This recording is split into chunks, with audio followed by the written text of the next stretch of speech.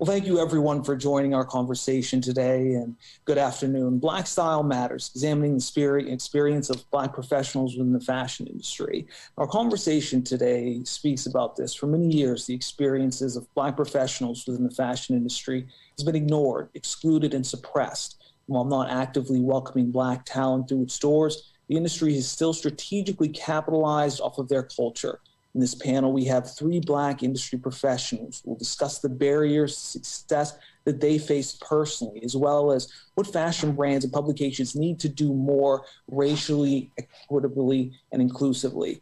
Some of the questions we'll help answer are, what are both the obstacles and opportunities currently experienced by some of these Black professionals working in the fashion industry? Also, what are some tips and strategies for minority professionals interested in effectively navigating future employment within this industry? Now, I want to mention that this is being recorded and will be available at the same URL immediately following. We welcome all your questions. You could submit those in the chat there right at the top right of your screen there, and we'll make sure to get those to the panelists as quickly and as effectively as we can. So let's first get started. I'd like to first introduce Constance White, who's an award-winning journalist and author of the popular Rizzoli coffee table book, How to Slay. She's helped steer brands and editorial directions for some of the most exciting companies, from magazines like Essence and Elle, the New York Times and eBay. Constance is consulting editor of Silicon Valley Startup, and edited the best-selling book From the Editors of Essence, Salute to Michelle Obama. We also have Shai Ray, who's joining us today. She's the Senior Director of Product Development and Production at Bandier, managing a women's private label activewear. Her achievements have made her a thought leader and piece setter with a significant contribution in apparel manufacturing.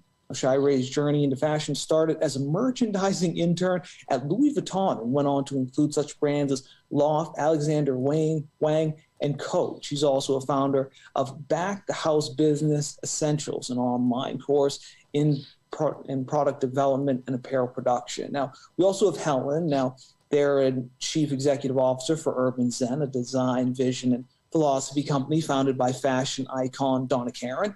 Urban Zen defines the space where wellness and social impact. Helen's cross-career industries span fashion, hospitality, health and wellness, and entertainment, with a deep foundation in the global luxury goods market across wholesale and retail. Now, Helen was previously a member of the exclusive team at the global luxury brand LVMH, Donna Karan International, and Alexander Wang as well, where she led the global merchandise and supply chain. And finally, we have Dr. Michaela Brown, who will be our moderator today. She's a fashion anthropologist who received her PhD in anthropology and education from Columbia University down there in the city. She integrated her anthropological background and fashion experience to create a cultural shopping tour company called Sidewalk Safari. Now, these tours are specifically designed to combat racial inequality within the fashion industry by exclusively highlighting minority-owned boutiques. Dr. Brown is also a professor who teaches fashion management and diversity and inclusion courses for both Cornell and City University of New York, the CUNY system. Thank you all for joining us, and I'll hand it over to Dr. Brown, who will get us started today. Great. Thank you, Nick, for that wonderful introduction. And thank you to everyone who's watching today. I am beyond excited to be having this important conversation with these three incredible women. This is actually the second time that I'm hosting this panel. The first Black Style Matters panel took place at Parsons School of Design in 2017 under the advisement of the amazing fashion scholar, Dr. Hazel Clark. Her husband actually came up with the panel's name. I remember that panel discussion with mixed feelings. The conversations were impactful, but I'll never forget how frustrated and disempowered the Black fashion professionals and the audience felt at that time. We discussed at length the fact that beside low numbers of Black people within decision-making positions throughout the industry, there was also the feeling that the few with power had their hands tied and their voices were really considered. The general feeling at that panel was that we knew clearly what the problems were, but no one would listen. It is revolutionary to me that 4 years later, I get to redo this panel during a time when there was a newfound appreciation for diversity, equity, and inclusion. And I honestly feel that DEI is the actionable solution that we all have been looking for a myriad of reasons, least of those being that it gives us the voice by which we can finally be heard. Before we begin, I'd like to honor Cornell University for being an academic institution so deeply committed to creating a campus community where bias is condemned and individuals from diverse backgrounds and life experiences can both contribute and thrive. I especially want to recognize eCornell for creating safe spaces for Black voices during this Black History Month. Talking about race is scary, even for those of us who do it often. Just last week, a medical professor, Dr. Aisha Curry, was suspended for teaching her students about the influences of implicit bias on creating inequitable health practices. But even in the face of this potential fallout, it is still incredibly important to push through feelings of fear and discomfort to share our stories if we want to build authentically inclusive environments. So are you ready to have a courageous conversation with us? I've broken today's panel into 3 sections. In this first section, I will ask the ladies to share in detail their experiences within the industry. The intention behind this line of questioning is for the audience to learn firsthand what it's like to be a minority, in particular, a minority woman working in the fashion industry, so that we can know more clearly the monster of marginalization that we are fighting and use these stories to come up with realistic solutions together. So ladies, the first question. I specifically picked pioneering Black women who held unconventional positions of power within the industry. For our audience and for minority young people interested in entering the fashion industry who are watching, can you share with us how you found your path, even though it is so uncharted? And anybody who would like to begin, I welcome it. Why don't we start with Sheree, you ready? Go ahead, Sheree. Yeah, I can start this question. So I have a pretty untraditional background, even in coming into the fashion industry. I was a dance major originally, and then I woke up one day and was just like, girl, you're going to be poor. You cannot be a starving artist. And so thankfully, the school I went to had a fashion program, Montclair State University, and I was able to switch majors pretty quickly. But what I had to do to make sure that I entered this industry in a way that positioned me for the career trajectory that I'm on now is that I had to seek out my internship probably a full year in advance. And it's not even a probably. I literally found out Louis Vuitton had an internship and I had just missed the deadline. And I set a meeting calendar, and a calendar year later, I was the first person to apply. And then that is what set the tone, right? And so there's this level of tenacity and this amount of work that has to be done, this unspoken amount of work that has to be done to get our foot in the door, especially if you don't have the luxury of attending a Parsons, an FIT, a SCAD, a Central St. Martin, I think that, you just have to be prepared to understand that the road is not linear. It's not going to be a straight path, and that, going above and beyond it's not unfortunate. It's more work, but it gives you a toughness and a stick-to-itiveness that you will need later in your career. And so I think that that's something that I would share in my journey, in that, I did have the benefit of being from New York City and being in the Northeast, and having New York be a hop, skip, and a jump from Jersey City. And so I had that on my side, but, nothing was too big or small for me. And if it meant waiting a full year before I could apply to the internship that set me on my path, that's what I did. And so I think, the business is different now than it was in 2006 or 2007 when I started, but those lessons are the same. Great, thank you.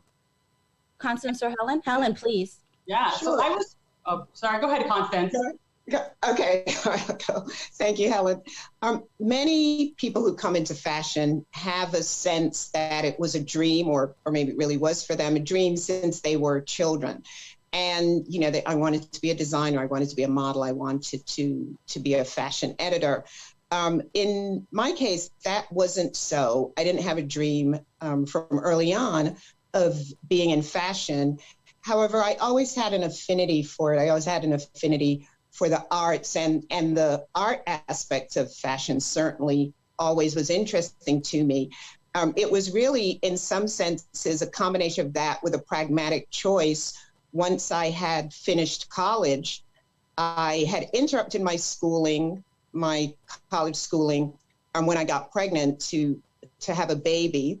And then it became, I have to feed myself. I have to feed my child. I have to help my husband do that. He was in the picture, thankfully. And I was at a job fair, and really my goal was to get a job at Billboard. I had been working in the music industry, and a lot of interesting anecdotes there. That's when I met LL Cool J in Jamaica, Queens. And I had been working in the music industry and thought I would get a full-time permanent job in music. And I had my sights set on working at Billboard, because one of the things that happens with journalism is New York is the center of the media, just as it is the center, and particularly then it was, when there was no social media, in the same way that New York is one of the centers of fashion. And so I determined either I'd have to leave New York or I have to start at a trade publication. And to sort of fast forward the story, I met someone at a job fair who represented Fairchild Publications, which, as some people will know, but is no longer the case, Fairchild owned Women's Wear Daily. And I got a job there actually in a minority training program at Women's Wear Daily, which surprisingly, Women's Wear Daily had that program there. And so from there, I always say that working at Women's Wear was like getting a graduate degree in fashion. And it really opened a lot of doors for me. And then a quick note, again, fast forward, is what was also unusual about my trajectory is I was in journalism and I went into marketing. And so ever since I worked with eBay, I've traveled this course, sort of parallel tracks of marketing and journalism. And I really enjoy it. I have to be careful about it to maintain my integrity as a journalist, but my journalism informs and enriches my ability to help marketers, traditional marketers, do their jobs. Great. Thank you so much. Helen. I always had a deep interest in business. It was a requirement for me that it was in a creative space. So I was really fortunate to have started my career at Donna Karan International. At the time, it was under the LVMH umbrella. And both fostered this inclusive and supportive environment for women. And as a Black woman at that intersection of race and gender bias, you're encouraged when you see that kind of support coming from a larger organization. And LVMH had initiatives in place for women like myself to be exposed to continued education courses and luxury mobility opportunities, exposure to senior leaders and CEOs across the many Maisons before terms like diversity, inclusion, and equity became omnipresent, right, in this current lexicon that we're in. But I remember specifically being invited to a speed dating network event where I met, I'm sure some of you may know, but Rodney Williams, and he was this Black man at the time who was an SVP of spirits for LVMH.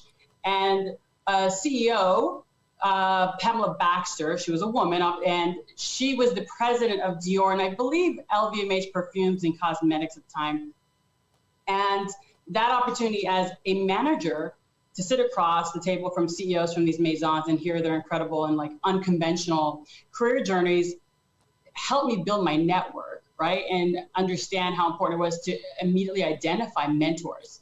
So I vividly recall leaving LVMH events knowing I could pave my own path. And if it were at LVMH, I'd have that support. But at that moment, I dug my heels in deep and I went from assistant to director of this huge company, again, with mentors and sponsors. I can't tell you how key they were to my advancement and growth. It definitely wasn't me alone.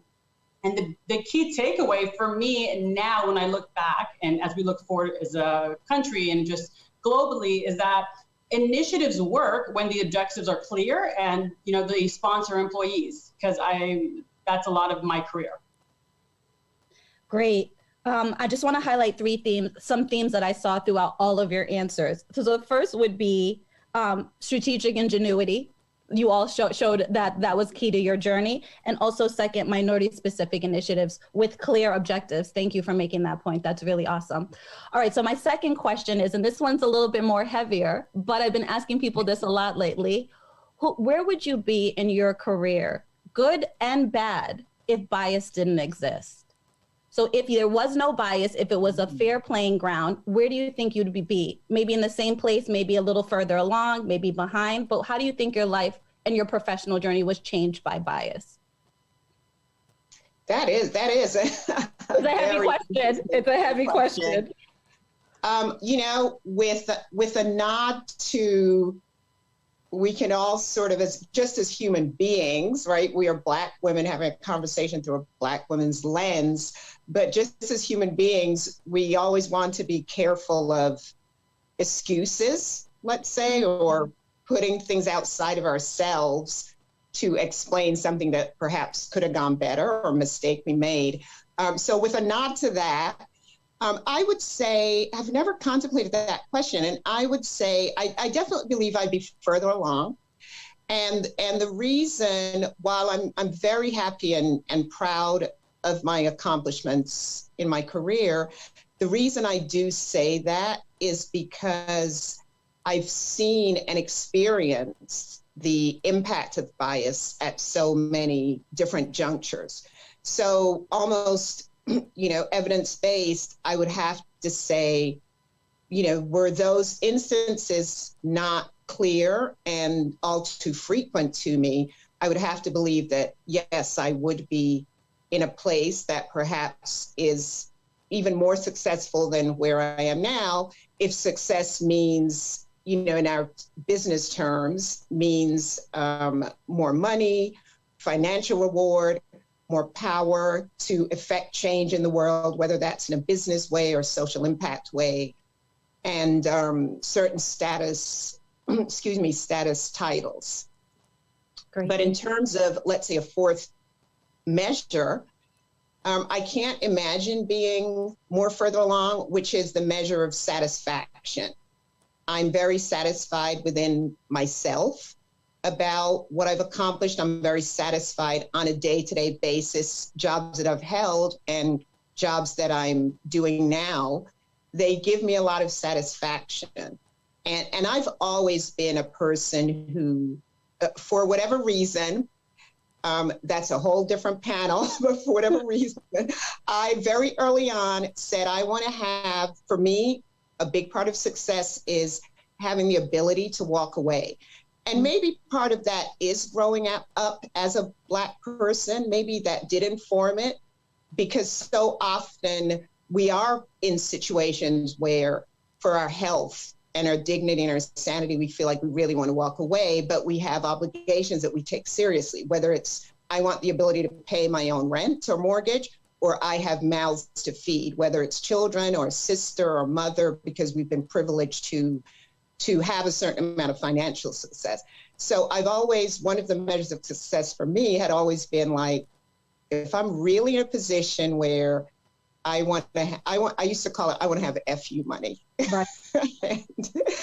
and that has to do with income, but it also has to do with expenses too. Yeah, that's powerful. Thank you. Thank you for sharing that. Sheree or Helen, do you want to share where you think your journey would be if not for bias? Yes. I mean, Helen, go ahead. I'd say, you know, it's hard to say where I think I'd be, but for sure, I'd no longer be thinking about how I'm perceived, right?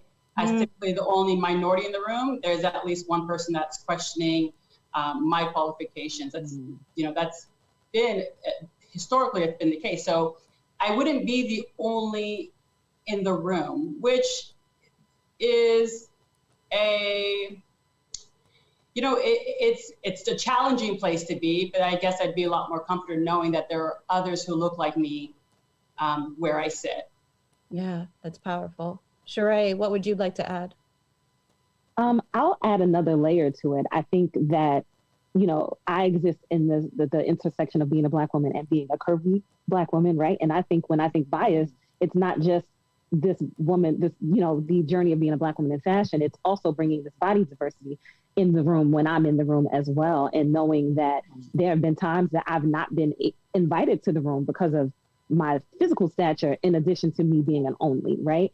Or even having that impact the visibility that I get, regardless of the expertise, know-how, you know, et cetera, that I bring when I am in the room. right? Fashion is it's a visual medium for all intents and purposes, right? And so, I think that if bias didn't exist, absolutely I'd be further along, but then also understanding that there are layers to this, right? And so that is something that I fight for. My team knows, even at Banzier, that I'm always the first in the fitting to bring those, to kind of just knock down that fourth wall and bring that into the room. And I take it as a personal responsibility now. But I do think that, I can't take away what I've experienced to get me to this point. And that's microaggressions and biases aside, it's gotten me here, and I'm happy to be here. And I'm very proud of I'm very proud to hold space here. But I do think that, I would be much further along if they didn't exist in my career and personally, because it impacts you on a personal level. And I think that is something that we're not ever allowed to express. Right. And I don't always feel safe enough to express it around non-Black women, right? And that I've internalized some of these things in the years. And now when I have an opportunity to be more visible, I question it, right? I'm like, do I deserve to be here? Or should this opportunity go to someone else? And then I'm playing a part in why I'm not further along, right? And so that is something that I do think about often. And I do think if it didn't exist, then absolutely, I'd be like, brushing Michelle Obama's hair. Sheree, thank you for bringing up the issue of intersectionality, because that's so important to any discussion around diversity and inclusion. And I'm going to ask you to do the scary thing, the thing you just spoke about talking about microaggressions in mixed company, because I think for a lot of people who aren't minorities, they don't necessarily understand how microaggressions, what they actually look like and how they feel. So I would appreciate if you guys could share a common microaggression that happens in the fashion industry that you experience, and also the long lasting effects that might have had on your self-esteem or your position within the company. I definitely have one. And and I think especially as a woman on the business side, right? Because production sourcing, we're on the business end, being called aggressive, being the only person ever described as aggressive, mean, intimidating, tough. And the first time that it happens, you're like, oh, okay, whatever, right? It's consistent. And it's something that has followed me throughout my entire career. I wear it like a badge of honor now because I know it's not me and it's not my burden. But yeah, that's something that when you're a young 20-something person and you're just trying to do what you know is right, and that is the best, for the business, and the person that you report to or your peers only describe you as aggressive or mean or tough, because it's a way to silence you sometimes. Mm-hmm. It's used, and I had to learn, the older I got, the more I realized, oh, she's using this to keep me quiet, or because this person thinks that I care enough about how I'm perceived here, that it'll silence me or keep me from telling the full truth in the room. And so that is no longer the case, but that is something that absolutely, because it lends itself to gaslighting, which lends itself to these other issues that begin to frame how you're seen by your peers, and that will impact your ability to be promoted or be seen as an asset in an organization, right? If you're only described in these kind of with these negative adjectives when it's time for reviews, when it's time to determine if you can manage a team, and are you someone that can now have access to, presenting to the executive board, et cetera, you're not going to be primed for that, right? Who wants to take a chance on letting the mean, aggressive, incendiary personality in those spaces? And so I think that is a microaggression that a lot of Black women in fashion and beyond can probably, relate to. Yeah. Great. Thank you for that answer. Helen or Constance, a microaggression that you experience or still experience that has an impact on you in a long-term way? Go ahead, Helen, because I'm still trying to sort through which one of mine I should mention. I'm just going through the list. I mean, for me, it's always been challenging to figure out whether that microaggression is because I'm a woman or is it because I'm Black, right? Yeah. It's a challenge, and they both look very similar, right? As if a woman speaks up, we're aggressive, right? Or it could be because I'm Black. So they sort of run parallel. But I want to say something about Sheree, because Sheree said it was so loaded. Sheree and I worked together at another organization. I was a leader of several departments, one department which she was in. I had a meeting with her, which she was in this meeting, and immediately identified with another leader. This woman is whip smart, strategic, running circles on individuals. She's contributing to the bottom line. So I don't know if you remember this, Sheree. Maybe you do, maybe you don't. And I asked her, I go, by the way, what's your title? Right? The organization was quite large for, I mean, several hundred people within the umbrella, just within my umbrella. And I go, this woman is an executive. She is an executive. Like, there's no question here. I sit next to people who couldn't light a candle next to her. So, it was a good conversation. Sheree doesn't know the back story about this, but conversations were being had about her behind the scenes, and we're making decisions about restructuring. And everyone agreed in promoting her because we're like, the title has to fit the responsibilities.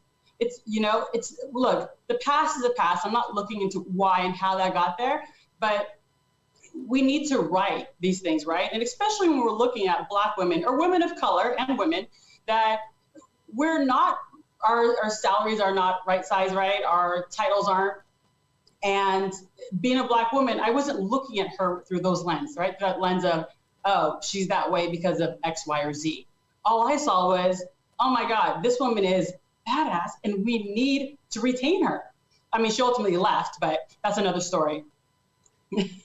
But it was good. It was good for her, not for me so much.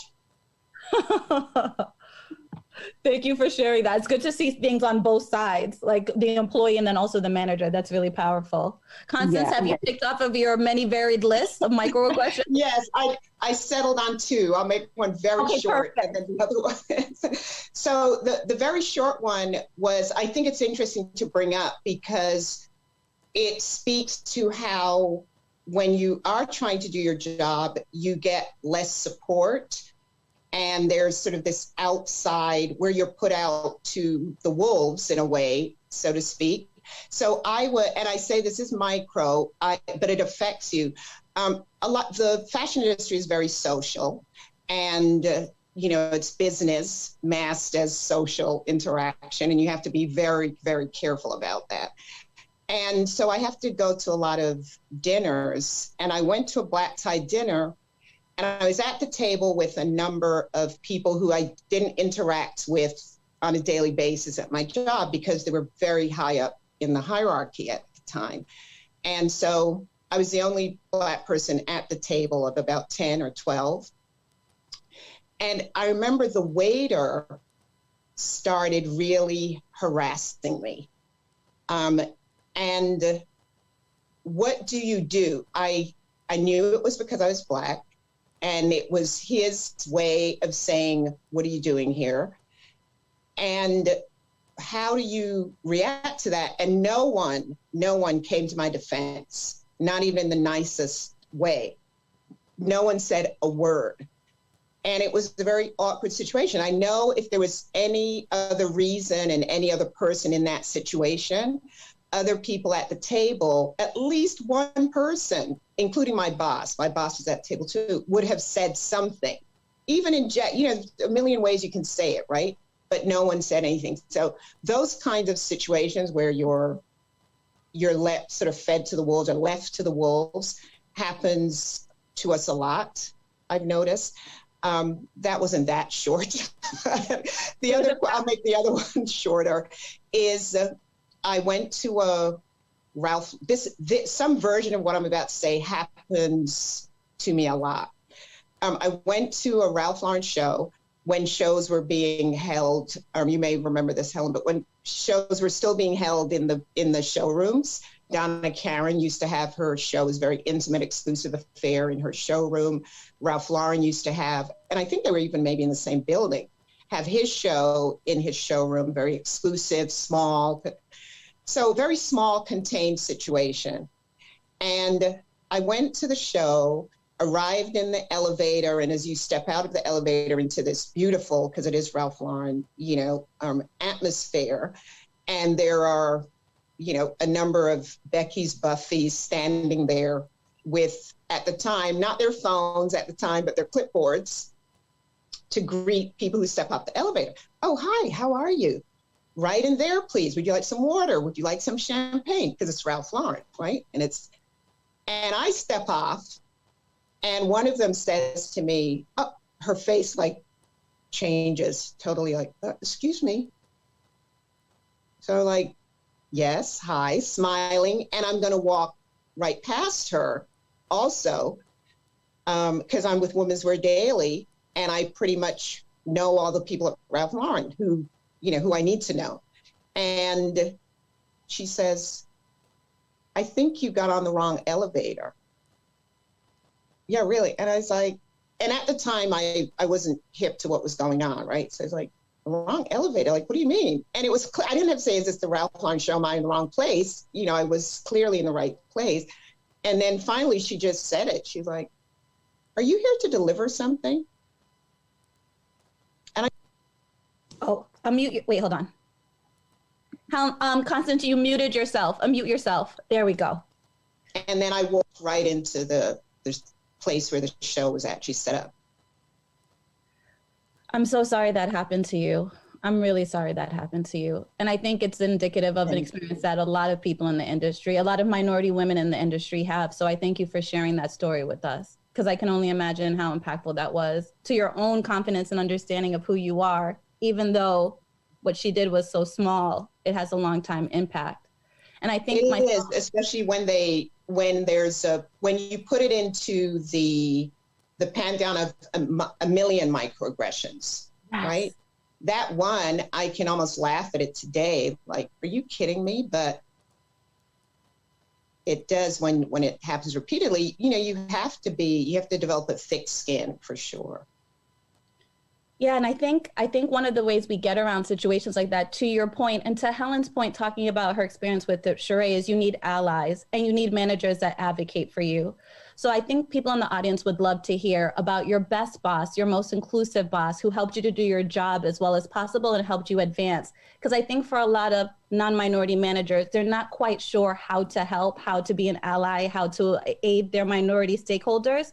So can you tell us an experience with a boss that you had that you really felt was inclusive and really, and Sheree, you can use Helen, no pressure. But yes. Well, I was going to say, I wanted to expand upon what Helen mentioned, because my time working with Helen, it was very short in my career, maybe two and a half years, slightly over 2 years, changed my life, literally changed my life. I had been invisible up until the point that I got to that company. My work had been used to elevate that of mediocre women that did not look like me. My work had been, I had been, not invited to the meetings, but did all the work preparing for the meetings. I was asked to go on last minute trips overseas for 4 weeks at a time with no real notice, things that they would never ask anyone else to do, but they knew that I was not going to say no, because I didn't feel empowered that I actually had that opportunity.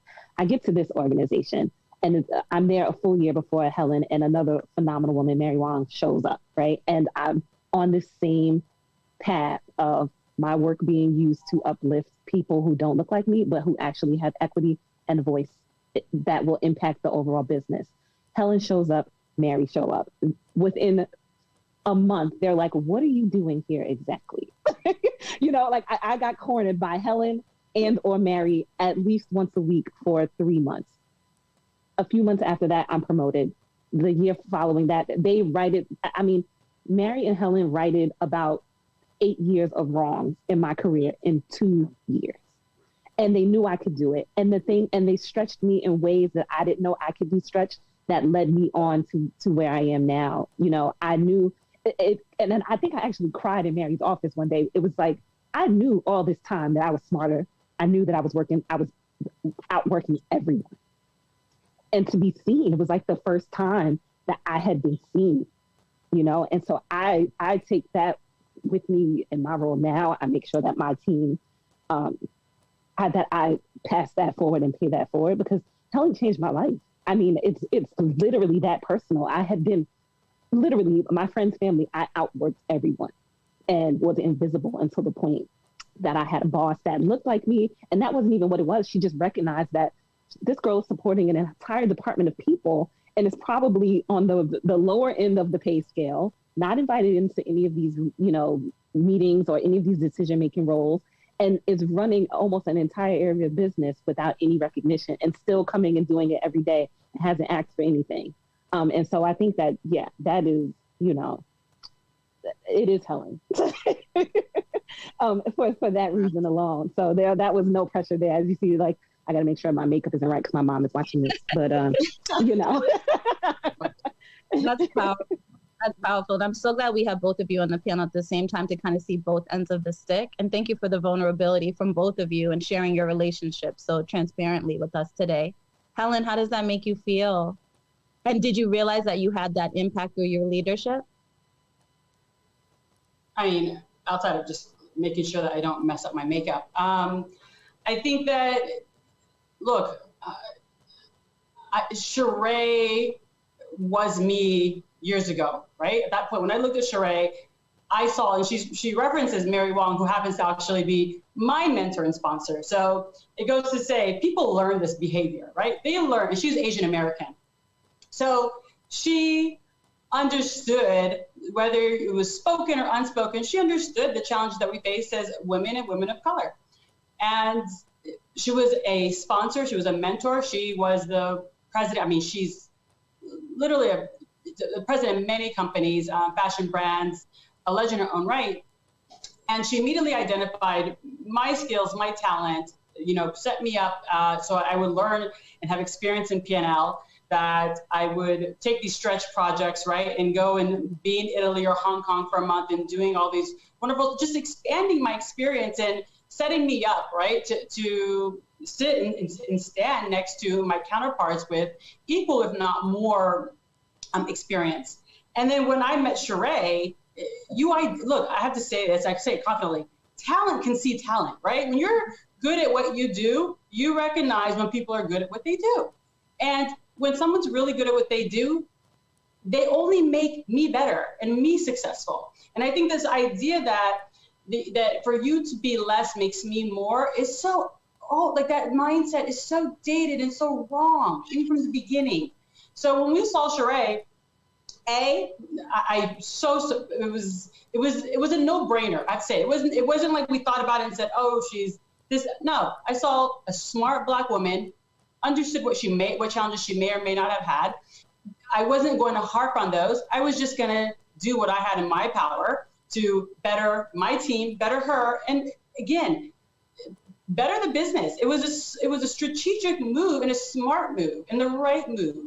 I had no idea that, you know, Sheree was going to say that or have that impact, but it goes to say that, look, we all have a part to play in this, right? If my mentor happened to be Asian American, I happen to be for Sheree, but however it is, we all really need to be an ally for one another and sponsor and support each other where we can. Thank you. Thank you. This is so powerful. And really powerful. Constance, do you want to add your own positive manager experience? I do, but I think even more importantly, I want to speak to what Helen just said, if I may, Michaela. And thank you. I'm so moved and grateful for the example, and really grateful that this is coming up, because there are two sides to it. There's the side of Sheree, which she's so obviously extremely smart, extremely accomplished, and she's so expressed that so well. She did so well in expressing it. And then the part of Helen, which is the other side of it. And it's so important. I really would, if I can, give over my time to hear just a little more about that. The point that they both make sitting here before us today, Helen, your part of being able to say, did you feel like this was a courageous move you had to make, and that you were, you know, how that goes, like, oh, the Black person advocating for the other Black person? Yeah. That's like a whole thing, right, that we have to deal with. Often we're, you know, lambasted or sort of given demerit points for doing that. You know, the token person who thinks like they don't think you're Black, or yes, they do. They know you are. You're not. Do you mind just saying a few words about what it looked like for you, Helen, to do that? I have to say, again, fortunately, the organization we were at was very inclusive. Did it at any point cross my mind? Absolutely, right? It takes, because again, it's all, you don't notice it, but after all these years of the things you've heard and said and you sort of suppress, right? And the messages that you've heard, all of a sudden come out at these times, right? The moments where you need to be courageous, every voice comes and says, you know, are you sure? Are you going to be? And I did, to be honest, at one point, I said this, I said, I'm responsible for the P&L. I'm responsible for my team.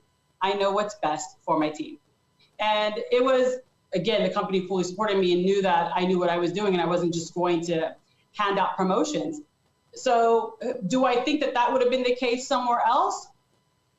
Maybe not. Maybe it would have looked a little different somewhere else. But I have to, again, commend my mentor and the organization we were at, that I didn't necessarily feel that pressure. I felt it internally. It had nothing to do with them. It was me. And I knew that somebody felt that way when they had to advocate for me. I actually know for a fact that someone felt that way. So, and it's something we have to also address, so that feelings they're valid, they're feelings, right? But they shouldn't dictate what steps we take. And that's what makes us leaders, right? We're not going to move by wherever wave and whatever is cool, what's the right thing to do or how I'm perceived.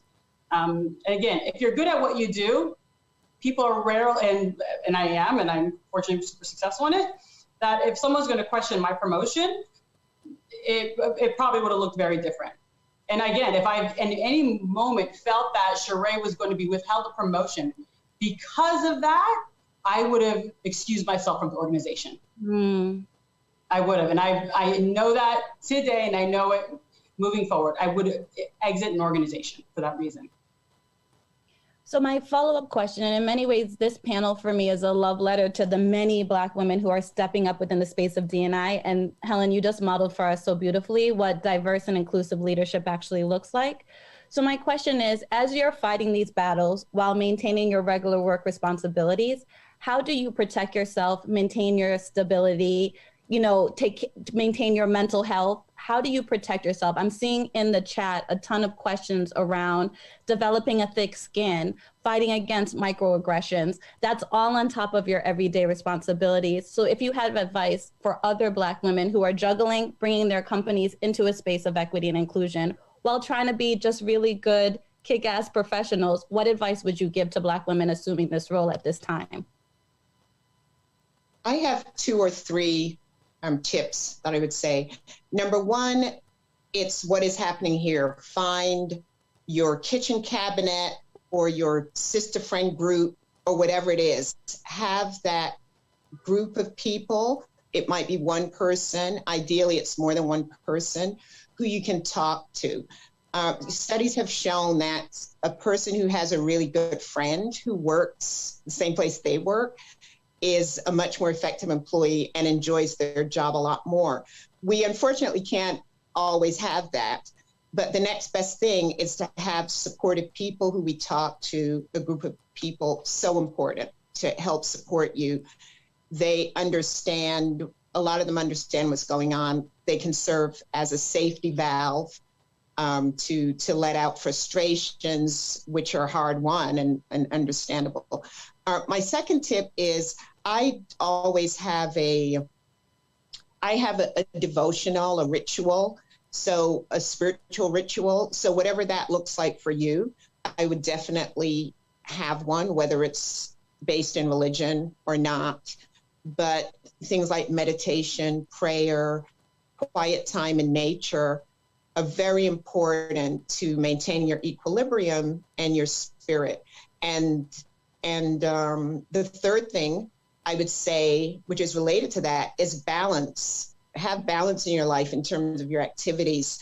And when Sheree talked about, being the person who they know, she'd jump and she's so devoted, she'd go for a month.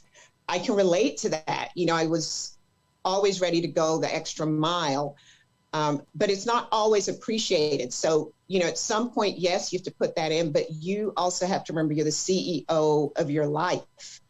This is your life you're talking about, and you've got to bring balance to it because people care a lot less than you think they do in the workplace.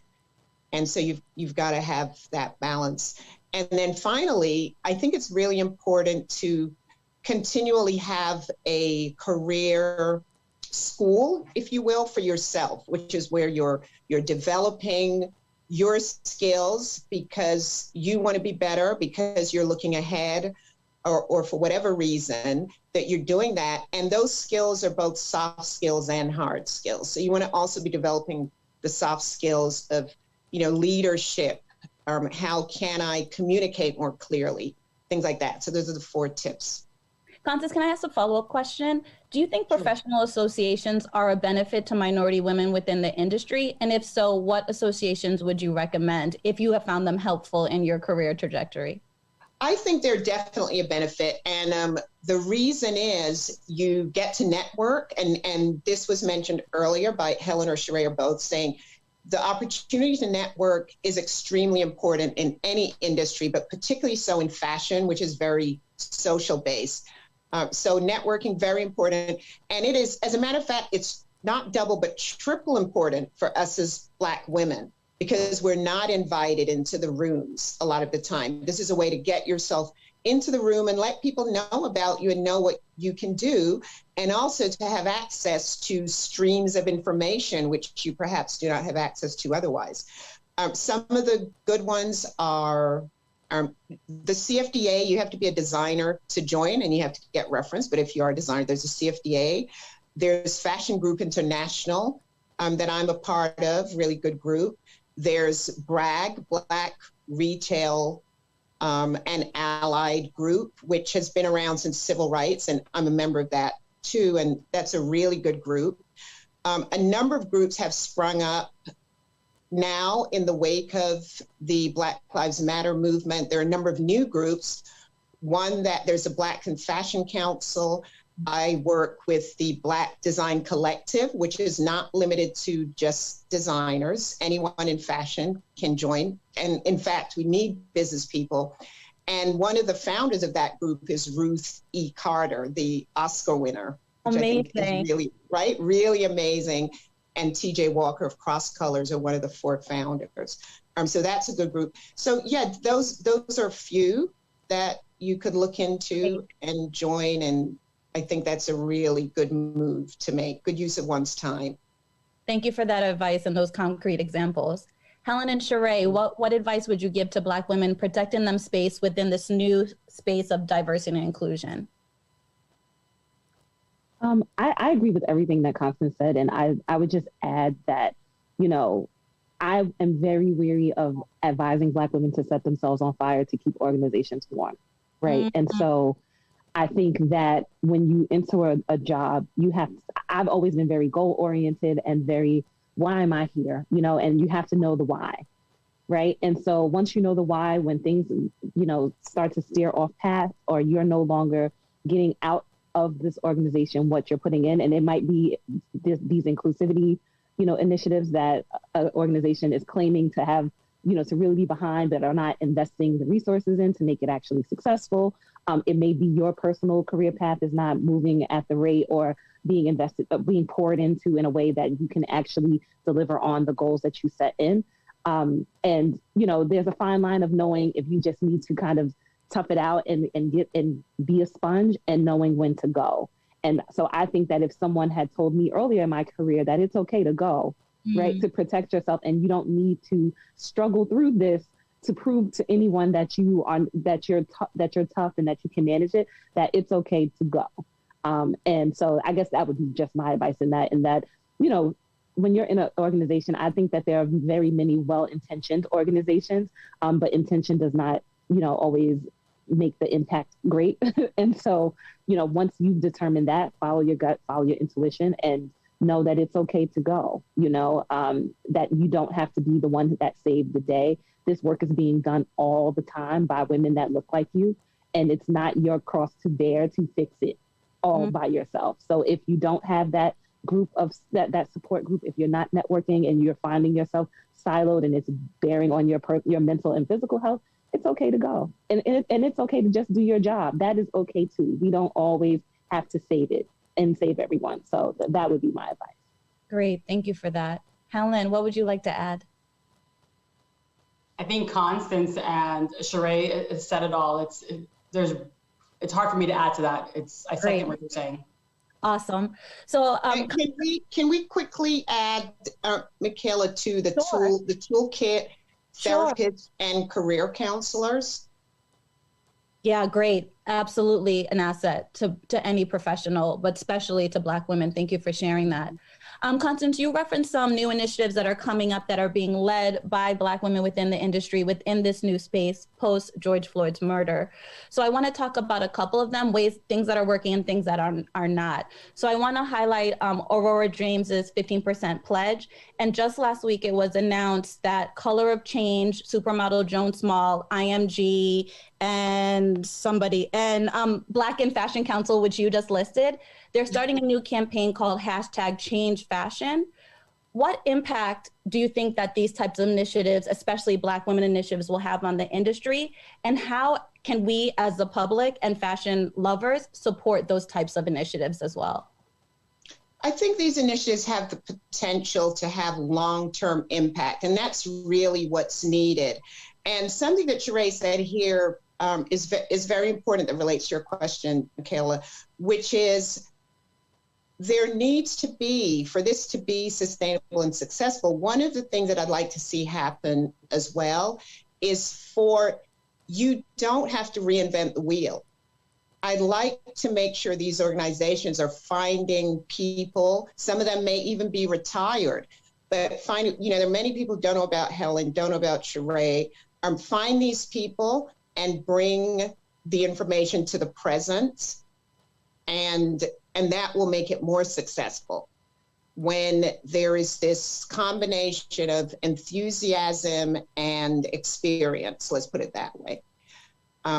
So I think that what needs to happen, that's number one. We know that's true even looking at any sort of movement outside of fashion. Dr. Martin Luther King could not have accomplished what he did without Malcolm X's work, and so on and so forth, right? And the women, Coretta Scott King and Kathleen Cleaver, it all had to be working from all different sides. I think that's going to be very important. A second thing that's important is, the power structures the reins are held by people who are predominantly white, predominantly male.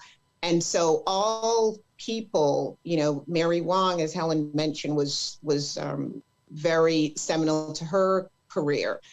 Everyone has to join hands, not in a kumbaya moment, but join hands to effect change. Everyone has to be focused on making this change. It has to work together. And I'll correct myself and say, not everyone has to be focused on making the change, because everyone isn't going to be, but everyone has to be a part of that change. It can't happen with us being Black women just advocating for the change. Other people have to be brought along for it to happen. And then finally, I think as we start on it in this present moment, there have to be real measurable goals. And then we can start to look at, are those measurable? It can't be, making a donation of however much so someone can go off and what I call, sew up a dress in their bedroom. It has to be real, quantitative, and things that are meaningful to the business world and sustainable. Great, thank you for that. Helen and Sheree, how would you like to add to that discussion? I would say, look, I've actually seen a lot of these brands, right, elevate Black-owned businesses and products through this pledge, and not just in store, right? It's online and pushing advertising and marketing around Black-owned businesses and designers. But I can't stress this enough. Diversity is good for business, right? Read the McKinsey and Deloitte studies.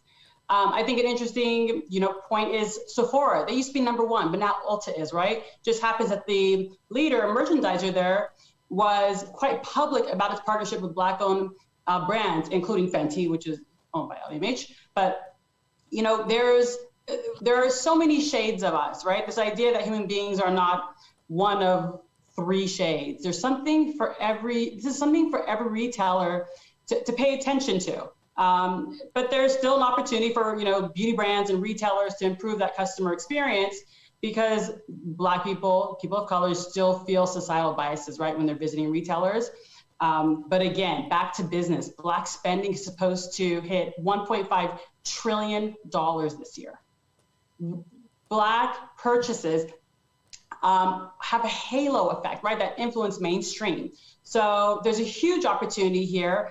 And I will end with this very important point, is that companies need to hire people who represent your consumer base, right? So that decisions can continue to be made. They won't be made in this vacuum, and ideally will prevent mistakes, costly mistakes from happening, but also having an input into product and experiential workings of retail. Amazing. Thank you. Sheree, take us out.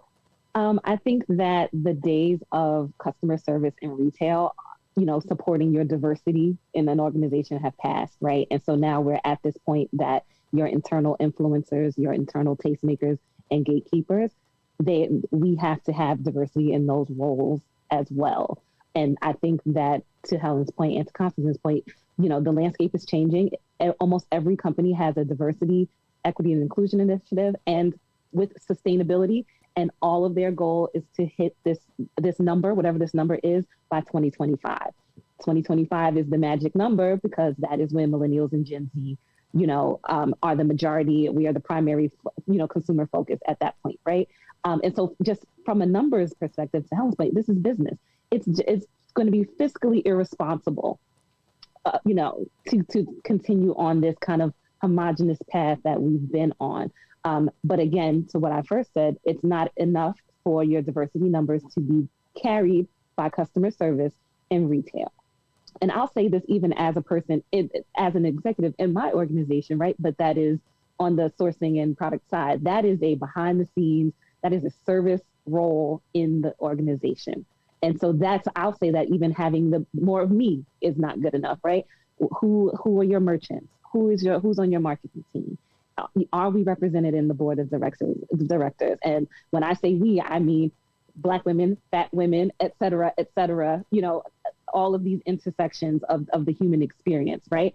And so, yeah, I think that the time is now. This feels very different than it has been. And they're running out of time for, because this next generation coming up, they want to know. They want that transparency. They've grown up thinking that your business is their business too, right? So they're not going to be able to hide, that information from the public anymore. And it's just going to it's a requirement now. And so I think a lot of companies are doing the work. I hope that they are listening to their current employees and are creating safe spaces for their employees to be honest and ways that are not retaliatory once that truth is shared, because it's not going to always be nice and it's not going to always be pretty. But I'm excited to know, it just feels like the next generation of fashionistas that are coming up may not have to deal with what any of what me, Constance, and Helen described earlier in the call, right? I mean, there'll always be something, right? But I would like to know that the work that we're doing now and the framework that's being laid now is going to make fashion a much more fun and equitable place in 10 or 15 years. And that's what keeps me going. So that's how I'll end that. Ladies, I just have to say that this was such an impactful conversation. I'm so grateful to each and every one of you. It's so much more optimistic than the Black Style Matters panel that I had in 2017. So I see this as growth. I want to thank you for your vulnerabilities, transparencies, and honesty. The fact that we were able to cry together, laugh together today, I don't think that people outside of our community always get to see Black women in this level of vulnerability. So I really appreciate you doing that with us and feeling safe enough. And I want to just wrap up by giving you an opportunity to push or mention something that you're working on that you want people to be aware of, so that we can continue to support you in the ways that you've inspired us today. Is there any projects you're working on that you want people to know about?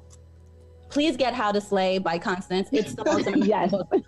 Like, I don't care whether she says it, I'm saying it, you gotta get the book. It is amazing. It is absolutely amazing. Thank you. Thank you. And I would say How to Slay tells you about fashion for those on who are fashion people, and you don't, even though it's a book for everyone, but fashion, because we don't have enough stories about accomplishments of people of color, of Black women in fashion. And the second reason I did How to Slay is really, it's also a celebration of Black women's beauty and style. And because the pages just speak to that. So Great. Please get How to Slay. You will love it. Helen, is there anything that you're working on or Urban Zen is working on that you wanted to highlight in the next coming months? Oh, wait, unmute yourself. There we go. Here we are. You know, we have art exhibits this coming up in March for Women's Month. I think it's great to come and visit the Urban Zen studio that's downtown and to see some of these prolific artists just showcasing their great work. Again, CDC guidelines are strictly enforced, but come join and be inspired. Great, thank you. And Sheree, do you want to plug anything right now? Absolutely. So there's two things that I'm currently working on. I'm sorry, I don't know if you guys can hear New York is New Yorking in my background right now. So I teach Back of House Business Essentials. It is an apparel, product development, and production course. And it kind of bridges the gap between yourself and these kind of larger institutions that the price point is kind of a barrier of entry to learning about how to start a sustainable business. And I teach costing, how to create a line plan, how to reach out to mills at factories, et cetera. And it's really an intimate space. I don't take more than 10 students at a time. And our next semester starts in April. So that's one thing. And then the second is my Curls in the Hood podcast that I've been bullied into. And, you know, it initially started off as just kind of a safe space for me to enter auntie-hood. You know, I'm at that age now. And so, you know, that is up on my website as well. So definitely join that community. It's all, you know, it's the fun parts of fashion. It's not, you know, me yelling at factories or teaching you how to make a cost sheet. So if you want to engage with me either via my class or via the podcast, that's another way that you can kind of take part in what I have going on. Great. Thank you so much, ladies. Thank you for continuously kicking fashion's glass. We need to keep kicking it. We will kick it. We will break it. And to your point, Sheree, the next generation, we're ready to lead them into a new and inclusive, more fashion world. So thank you so much, ladies, for your time. Thank you to the audience for spending an hour with us. We hope you are inspired. Please feel free to send me any questions. I'll be sure to follow up with the group and get any questions that weren't answered for you. Thank you so much. And I hope you guys have a great rest of your Black History Month and Wednesday. Thank you, Michaela. Thank you, Michaela.